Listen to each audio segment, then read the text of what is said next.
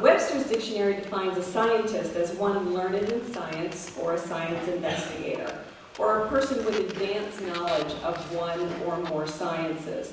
Although I was a bit dismayed to find one dictionary that listed as a synonym, man of science, because I don't think that describes me very well.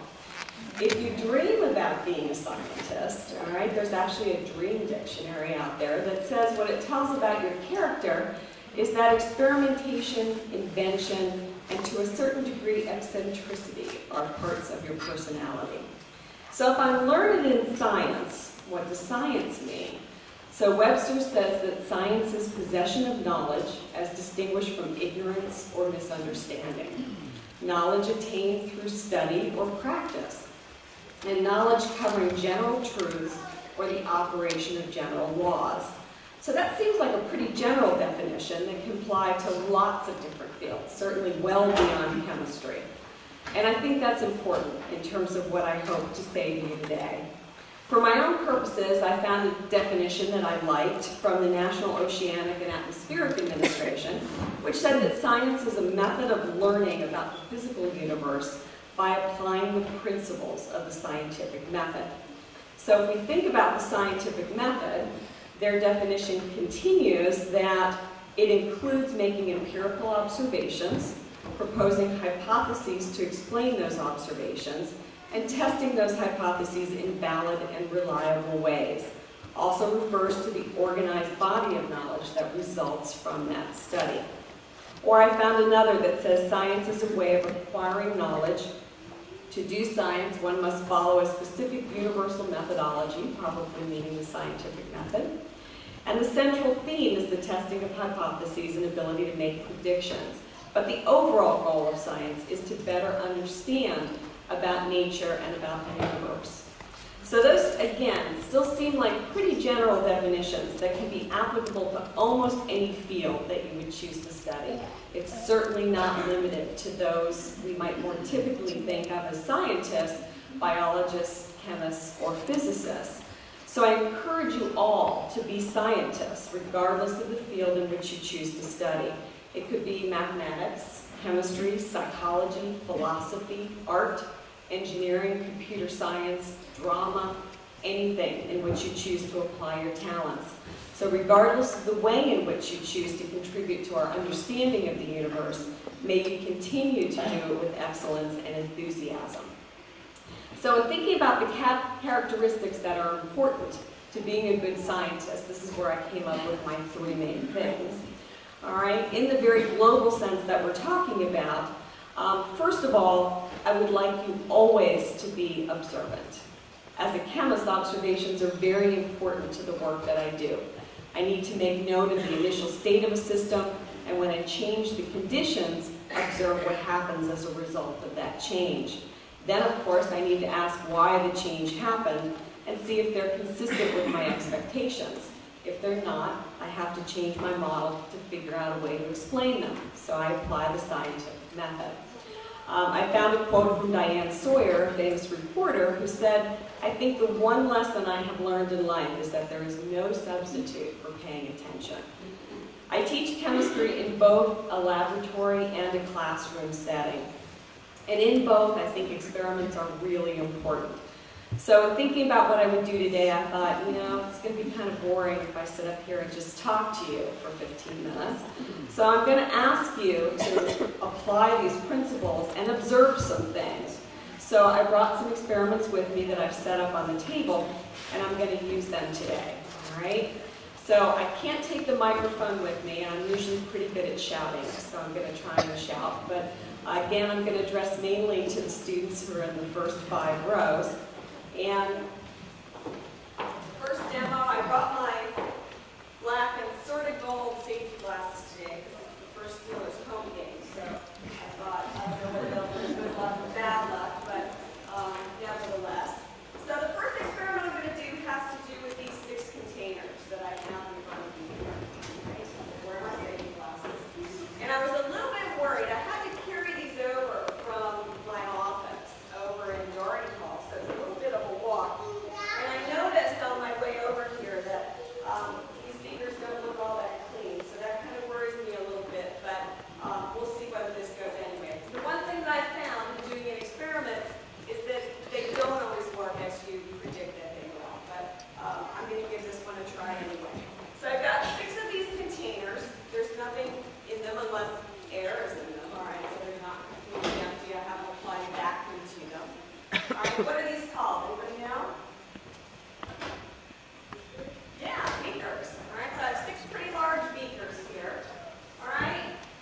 And they all look pretty much the same. They're all the same size. They don't have anything in them.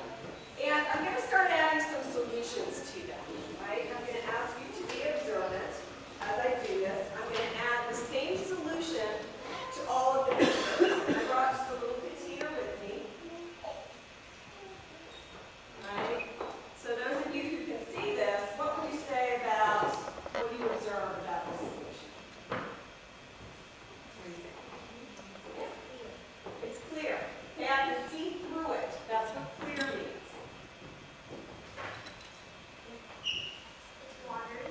It looks watery, so it kind of flows like water does. It pours like water does. All right? What color is it?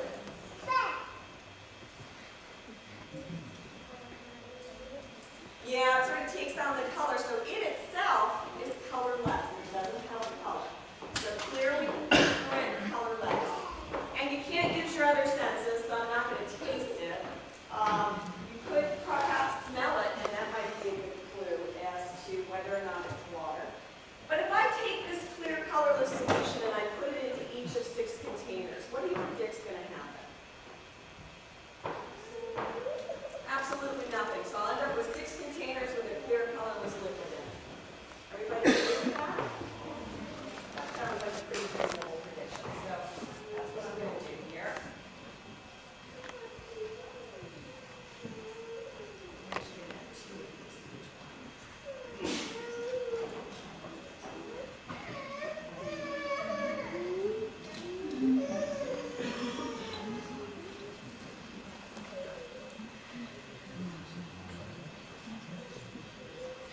So far that's pretty boring, but it's matching our prediction, right?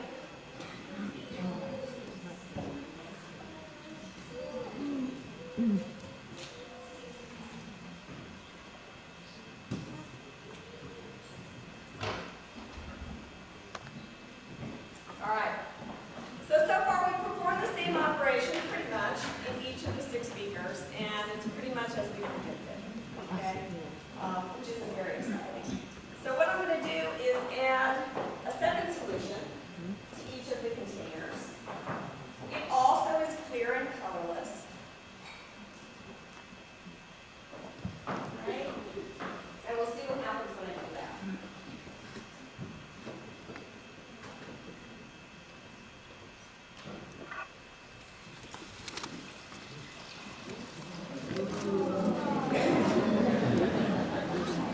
That's a little more interesting than the last time.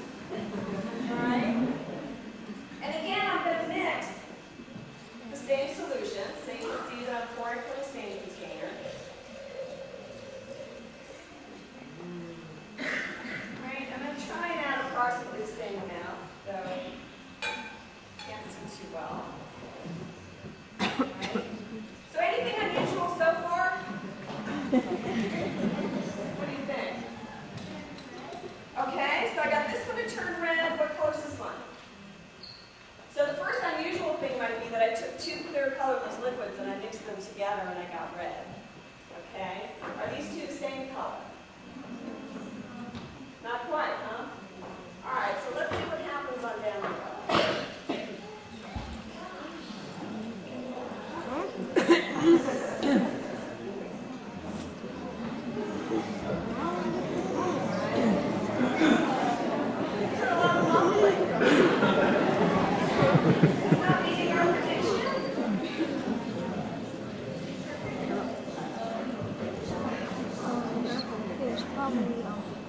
Something else mixed in.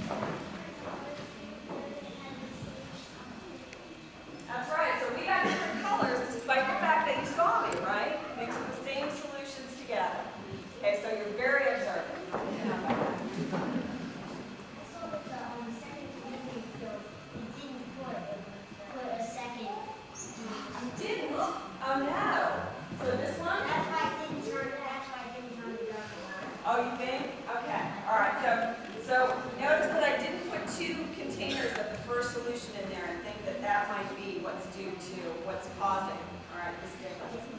All right, so let's go on from here. I'm going to mix the third solution in here. All right. And I'm going to try and put like 5 or 6 drops in each.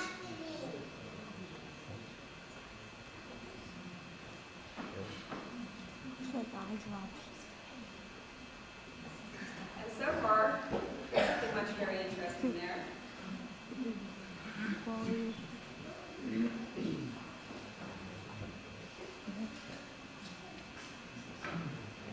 This one's kind of thick, so you can't observe it. So it's a little bit hard to squeeze out of this bottle. You might notice that the drops are coming pretty slow. Right? And I don't know if you can see, because you're kind of too far away, but they sort of stick to the bottle.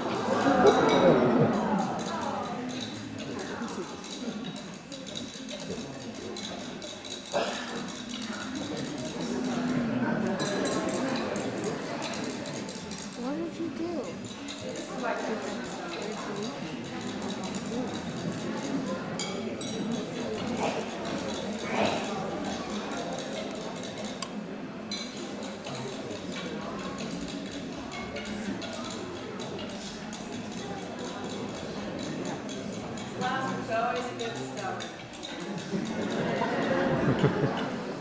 All right. Now, all right, same solution. We got the same outcome there, right? Okay, so at least we got the color to disappear and all. Now I'm going to add another solution.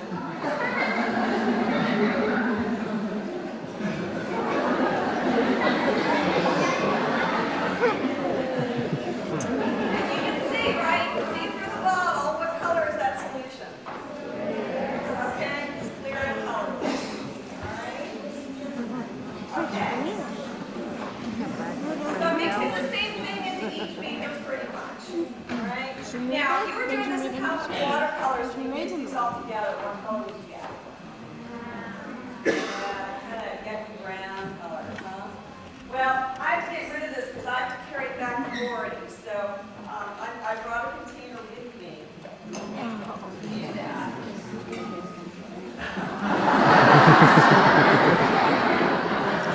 Not what you expected?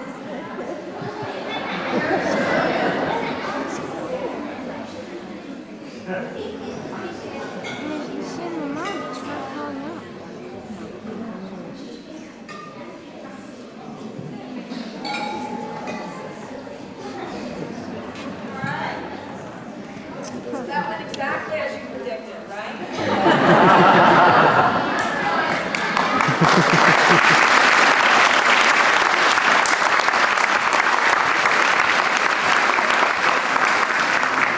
All right, so in being observant, we know, I think you know, okay, you can trust me that there's no difference between the solutions that I put into each container, okay? So, but we know that there was a difference between those containers. How do we know that? Right, they're different colors. So we can observe that they were quite different. So if we were going to predict, we know it's not in what I added to the containers. So where do you think the difference had to be?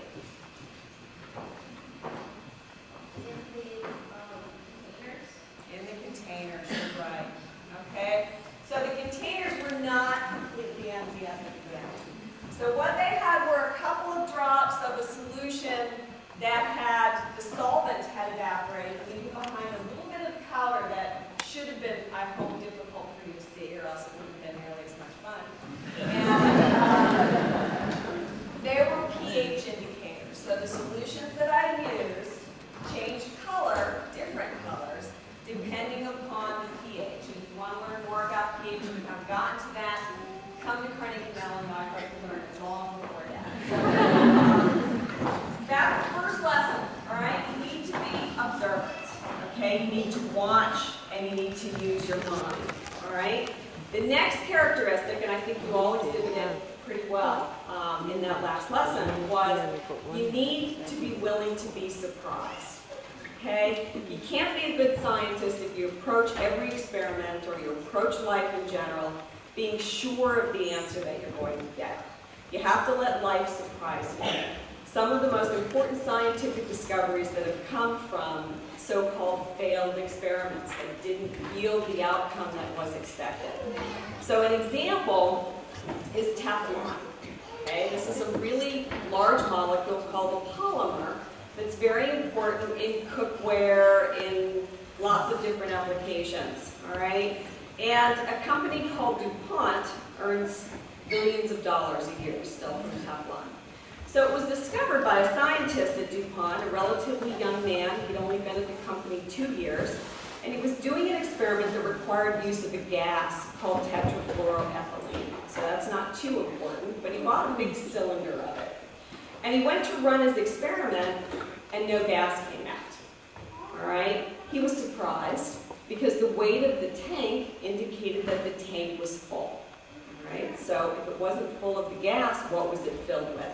Now, he could have just called the company and complained and said, you know, you sold me something that was faulty, it doesn't contain what it has, gotten a new container, and he probably would have gone off and run the experiment he'd initially intended.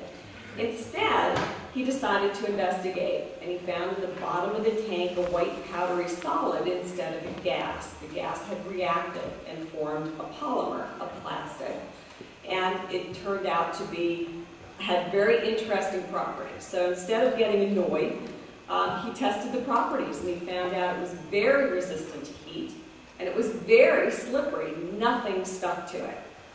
And so they found a use for that material, and as I said, the company has made a lot of money. So I brought just an example from my home, all right?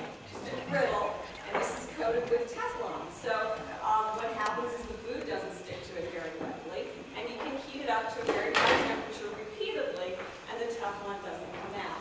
But again, it certainly wasn't the experiment that was intended, and it certainly surprised that person. So I brought another experiment to kind of look at that, and I need 2 volunteers, which is going to pick the 2 volunteers.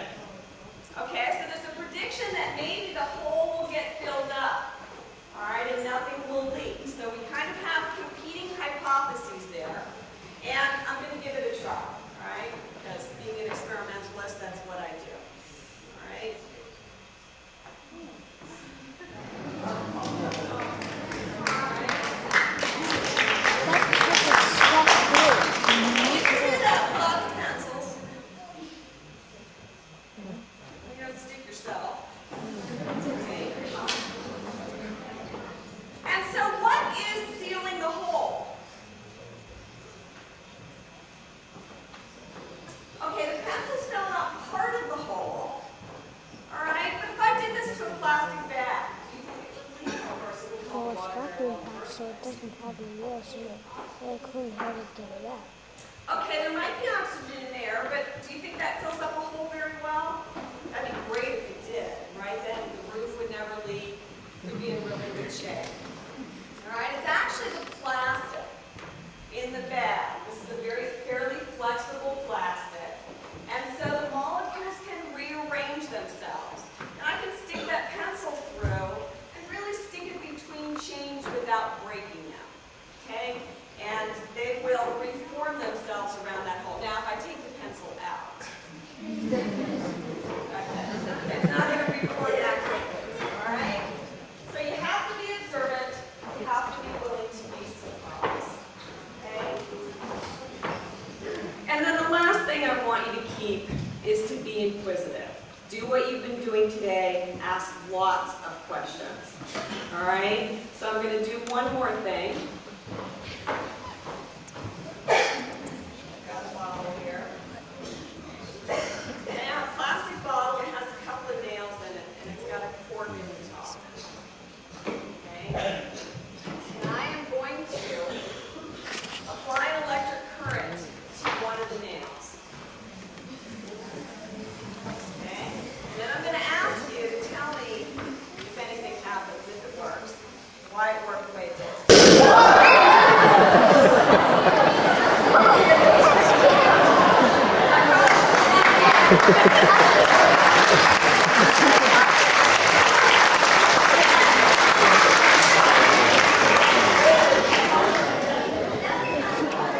Now you take a plastic bottle and put your nails in it. You don't normally expect that kind of thing, right? So, what do you think? He said, scares me.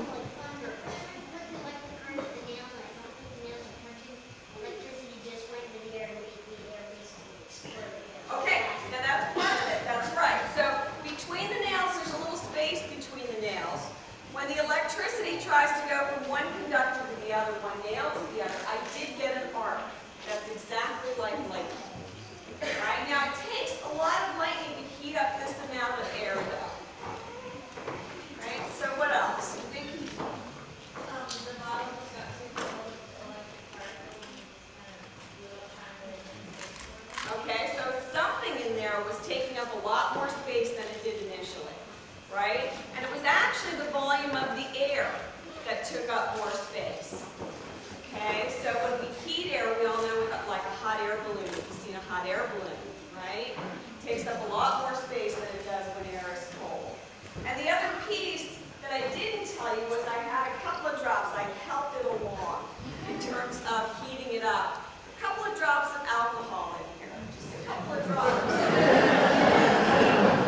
But what alcohol does is it's flammable. All right, we often forget that. But it's also something called volatile. All right, so it goes very easily from the liquid to the gas state. So the bottle ended up being filled with ethanol gas. That ignited when we got the little lightning effect in it. And that's what caused the air to expand so rapidly. So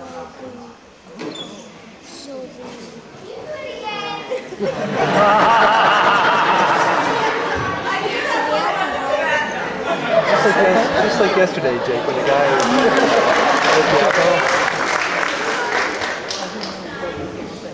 All right, now just watch out if you're in the front. You know, I don't know where the corks end up going, so.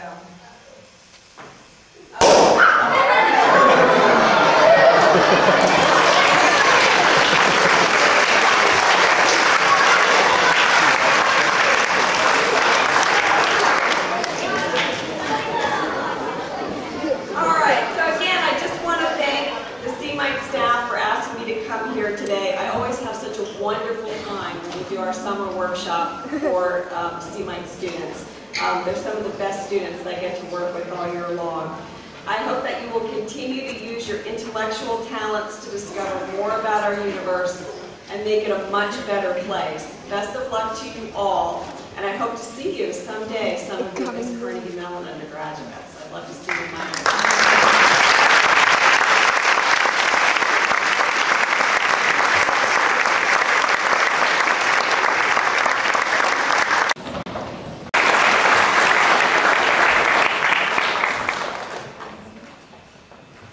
Andrea Verduzco is being honored in science.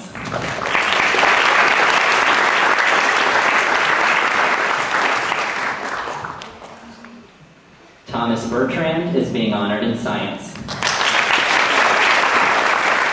Honored in science.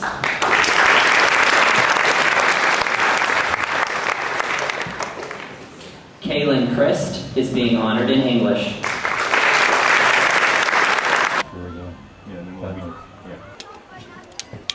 Number 31, Jason Schellenberger. Number 41, Jacob Schellenberger. Number 39, Daniel McElwee. Number 23, Connor Anderson. Number 30, Austin Durunzi. Number 38, Adam Ziders. Number 49, Colin Miller.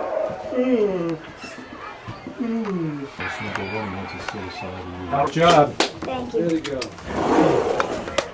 You waited all that time.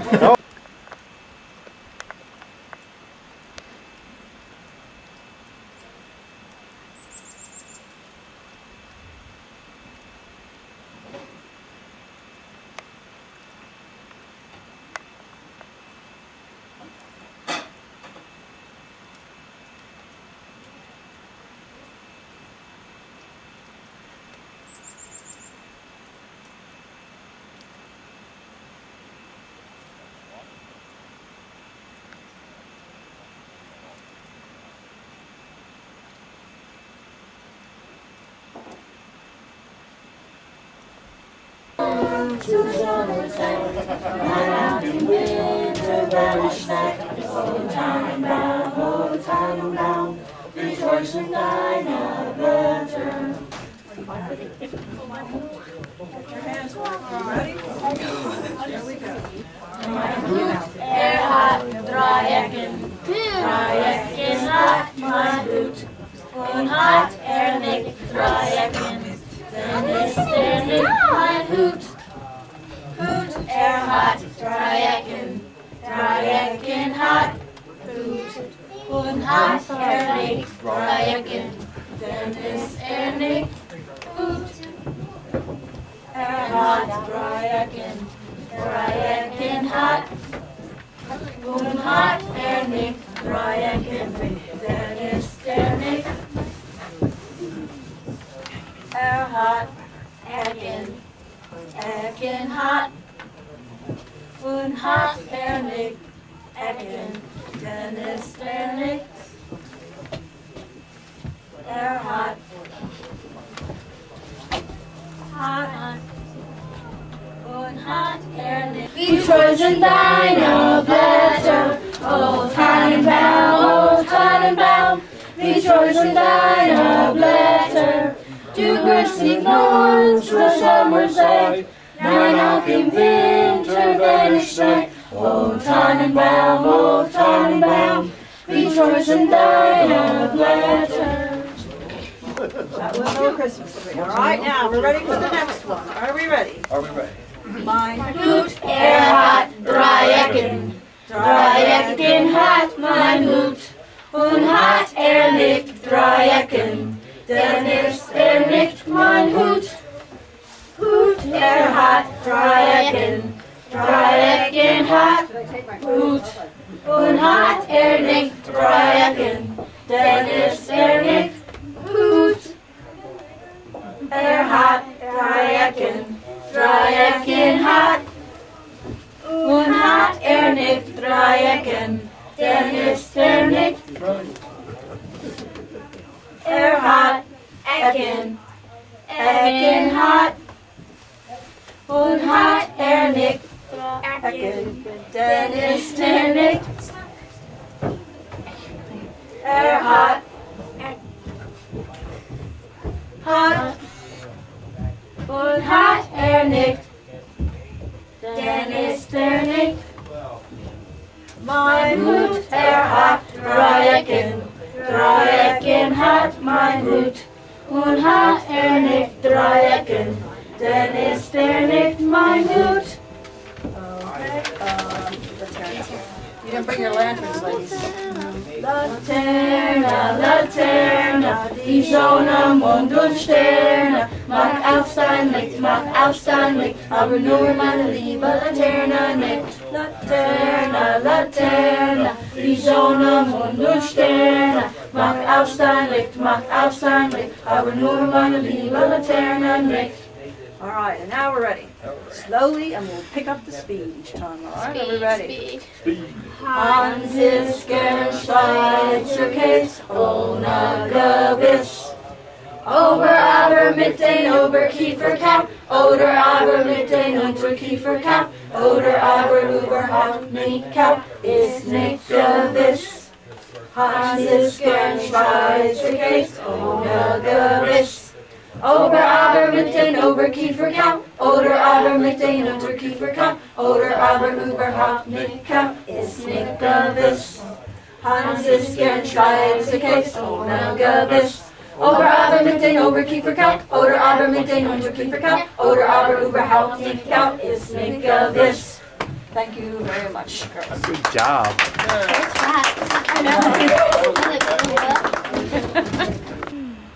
That one likes the Eagles.